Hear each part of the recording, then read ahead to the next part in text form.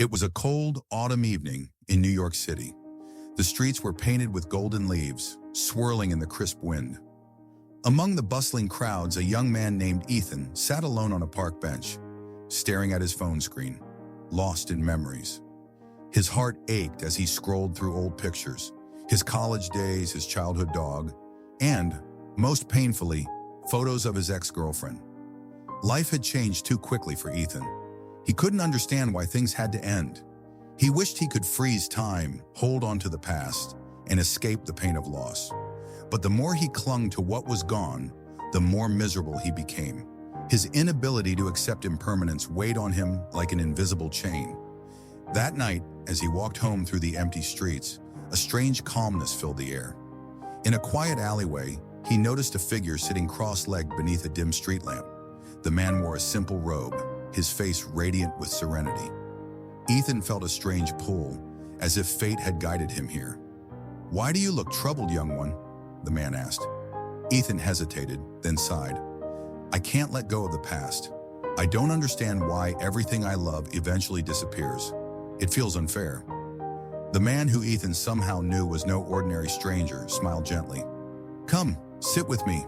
Let me tell you a story." "Long ago," the man began, "there was a young boy named Aaron who lived in a small village by a great river.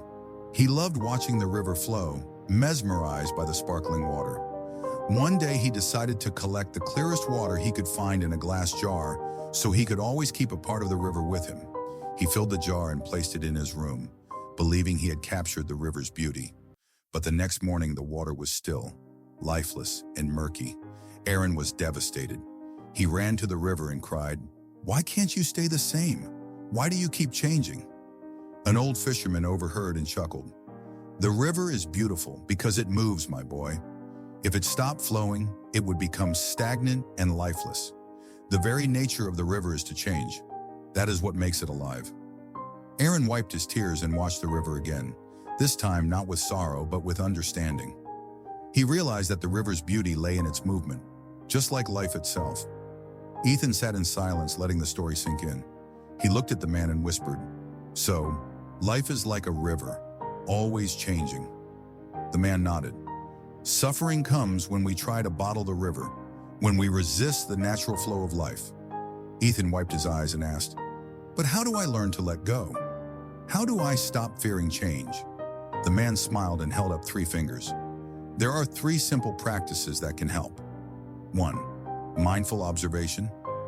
Each day, take a few moments to observe nature, a falling leaf, a passing cloud, a ripple in water. These remind us that change is the natural order of life, not something to fear. 2. Gratitude for the present. Instead of clinging to what was, cherish what is. When you drink a warm cup of coffee, feel its warmth. When you talk to a friend, be fully present. Life is not in the past or future, it's happening now. 3. Reframing loss as growth. Instead of seeing endings as losses, view them as transitions. Every change is a doorway to something new. Ask yourself, what can this change teach me? Growth only happens when we embrace the new. As Ethan listened, something inside him shifted. He looked up at the autumn leaves drifting to the ground, and for the first time, he didn't feel sadness. He saw beauty in their falling, in the way they made space for new life to bloom in the spring. He turned to thank the man, but he was gone. All that remained was the gentle hum of the city and the quiet wisdom now living in Ethan's heart. The story teaches us, true peace comes not from holding on to the past, but from flowing with life's ever-changing nature. When we embrace impermanence, we free ourselves from suffering and open our hearts to the beauty of each moment. Do not dwell in the past. Do not dream of the future. Concentrate the mind on the present moment. Gautam Buddha.